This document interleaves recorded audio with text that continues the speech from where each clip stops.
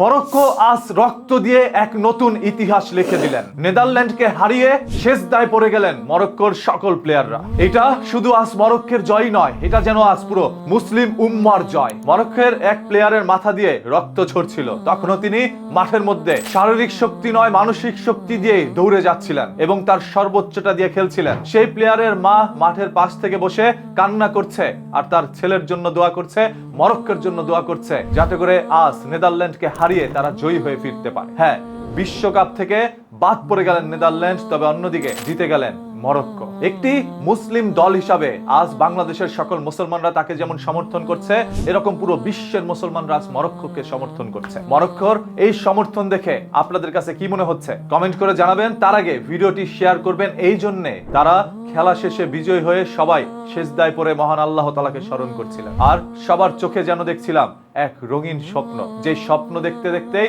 তাদের চোখ থেকে অশ্রু ঝরে যাচ্ছিল। চোখের অশ্রু ঝরালো রক্ত দিয়ে আজ গড়লেন এই নতুন ইতিহাস মরক্কো। ফেসবুক যেন আজ 6 লাভ হয়ে পড়েছে মরক্কোর খেলা দেখে। নেদারল্যান্ড একটি শক্তিশালী দল, যাদেরকে হারিয়ে দিল মরক্কো। এই মরক্কোর সাথে ড্র করেছিল ব্রাজিল। অনেকেই বলছে আর্জেন্টিনা একের পর এক গোল দিয়ে জয়লাভ করে আসছে আর ব্রাজিল ড্র করে আসছে। ব্রাজিলের সাথে যে সকল দলগুলোর খেলা পড়ছে তারা প্রত্যেকেই খুব শক্তিশালী দল। অন্যদিকে আর্জেন্টিনার সাথে যে সকল দলগুলোর খেলা পড়ছে তারা হয়তো অনেকে অতীতে বিশ্বকাপে আসেনি, এটাই তাদের প্রথম বিশ্বকাপ। সেদিকে আর্জেন্টিনা এগিয়ে যাচ্ছে আর ব্রাজিল দুর্দান্ত সব ম্যাচ খেলে ইতিহাসের পাতায় নাম লিখাচ্ছিল। তাদের সাথে আজ মরক্কো গিয়েছে পরের রাউন্ডে। আপনাদের কাছে কি মনে হচ্ছে?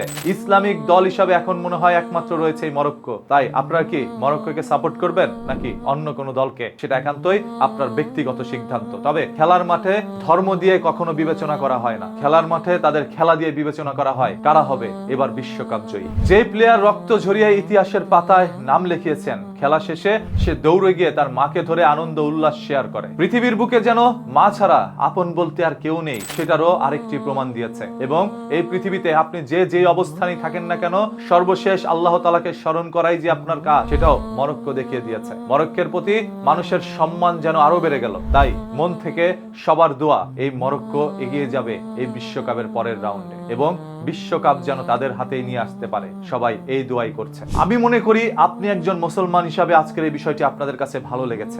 যদি তাই হয়ে থাকে তাহলে ভিডিওটি শেয়ার করা আপনার দায়িত্ব।